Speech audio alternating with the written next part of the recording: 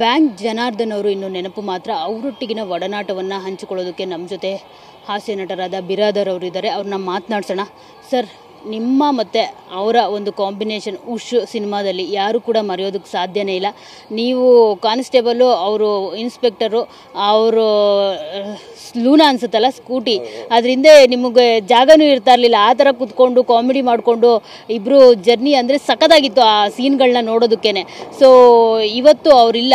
ಇನ್ನು ಆ ಸ್ಕೂಟಿಲಿ ಅಂದರೆ ಲೂನಾದಲ್ಲೋ ಏನೋ ಕೂರೋದು ಒಬ್ಬರು ಮಾತ್ರ ಈಗ.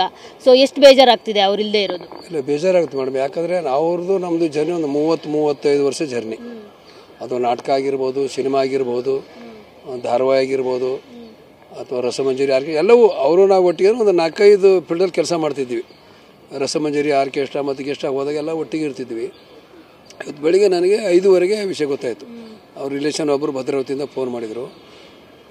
ನನ್ನ ಬಿಸ್ನೆಸ್ಗೆ GST ನೋಟಿಸ್ ಬಂದಿದೆ, ಏನ್ ಮಾಡ್ಬೇಕು ಅಂತ ಗೊತ್ತಾಗ್ತಿಲ್ಲ. ಇಮಿಡಿಯೇಟ್ಲಿ ಒಬ್ಬ GST ಎಕ್ಸ್ಪರ್ಟ್ ಹತ್ರ ಮಾತಾಡು. ಎಲ್ಲಿ ಹುಡುಕೋದು?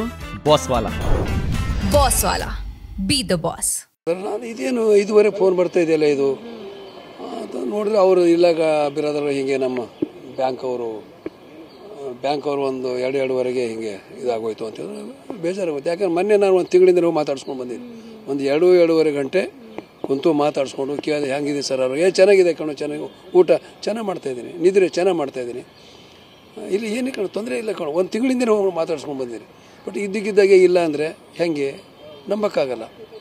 ಹಾಗಾಗಿ ಭಾಳ ಅವರು ನಾವು ಉಶ್ ಇರ್ಬೋದು, ಗಜಾಂತರ ಇರ್ಬೋದು, ತರ್ಲೆ ನನ್ನ ಮಗ ಇರ್ಬೋದು, ಜೀಪಣೆ ಸುಮಾರು ಮಾಡಿದ್ದೇವೆ. ಜಗ್ಗೇಶ್ ಅವರು ಇರೋ ಮತ್ತು ಅವರು ಮನಸ್ಸು ಹೇಗೆ ಅಂದರೆ ಭಾಳ ನೋಡೋಕ್ಕೆ ದಪ್ಪ, ಬಟ್ ಮನಸ್ಸು ಮಾತ್ರ ಭಾಳ ಮೃದು ಸ್ವಭಾವ. ಯಾರು ಏನಂದರೆ ತಡ್ಕೊಳಕ್ಕಾಗ್ತಿಲ್ಲ ಆ ಮನುಷ್ಯನಿಗೆ. ಆ ಥರ ಒಂದು ವ್ಯಕ್ತಿ. ಮತ್ತು ನಾವು ಯಾವ ಕಾಮಿಡಿಯಾಗಿ ಮಾತಾಡೋದು. ಅವರು ಮಾಡಿದ್ರು ಕಾಮಿಡಿನೇ, ನಾವು ಮಾಡಿದ್ರು ಕಾಮಿಡಿನೇ. ಪ್ರತಿಯೊಂದು ಏನು ಮಾಡ್ತಾ ಇದೆಯಪ್ಪ ಅಂದ, ಏನಿಲ್ಲ ಸರ್ ಕುಂತಿದ್ದೀನಿ ಅಂದರೆ ಅದೇ ಊಟ ಮಾಡ್ತಾರೆ, ಏನು ನಾನು ಬಿಟ್ಟೆ ಮಾಡ್ತೀಯ, ಈ ಥರ. ನಾವು ಯಾವಾಗಲೂ ನಮ್ಮ ನೋವುಗಳು ಎಷ್ಟೇ ಇರಲಿ, ಬಟ್ ನಾವು ನೋವುಗಳು ಹಂಚ್ಕೊಂಡು ಹಂಗೆ ನಾವು ಇಲ್ಲವೇ ಇಲ್ಲ. ಇವತ್ತಿಗೂ ಅಷ್ಟೇ. ಹಾಗೆ ಅವರು ಕೆಲವು ಸರಿ ನಾನು ಅವ್ರ ಜೊತೆ ತಮಾಷೆ ಮಾಡಿ, ಏನ್ರೇ ಊಟ ಮಾಡ್ತಾಯಿದ್ದೀರಾ, ಮತ್ತು ನನಗೆ ಊಟ ಬಾರಪ್ಪ, ಯಾರು ಬೇಡ ಅಂತಾರೆ, ಆನ್ಲೈನಲ್ಲಿ ಕಳಿಸಿ, ಈ ಥರ ನಮ್ಗೆ ಆ ನೋವುಗಳು ಎಷ್ಟೇ ಇದ್ರೂ ಕೂಡ ನಾವು ಕಲಾವಿದರು ಸೇರಿದಾಗ ಎಲ್ಲವೂ ನಾವು ಮರೆತು ಬಿಡ್ತೀವಿ ನಾವು.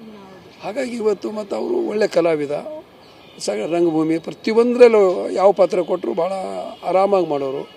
ಮತ್ತು ಜಗ್ಗೇಶ್ವರ್ ಕಂಪ್ನಿದ ಸುಮಾರು 8-10 ಪಿಕ್ಚರು ನಾವು ಒಟ್ಟಿಗೆ ಮಾಡಿದ್ದೀವಿ ನಾವು.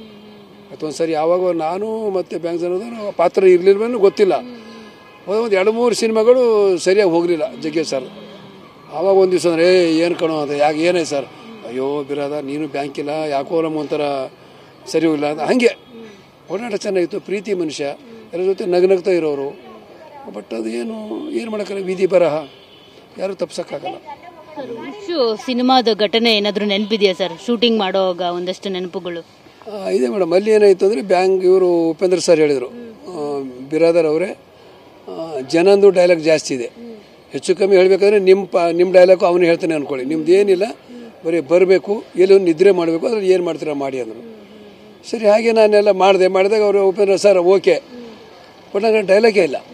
ಬಟ್ ಎಲ್ಲ ಹಿಂದೆ ಕೂತ್ಕೊಳ್ಳೋದು ಮಾಡಿ, ಹಿಂದೆ ಕೂತ್ಕೊಂಡು ಕಳೇನು, ಗಟ್ಟೆ ಹಿಡ್ಕೊ, ಬಿದ್ದುಬಿಟ್ಟೆ ನನ್ನ ಮಗನೇ, ಈ ಥರ ಅವೆಲ್ಲ ಇತ್ತದು.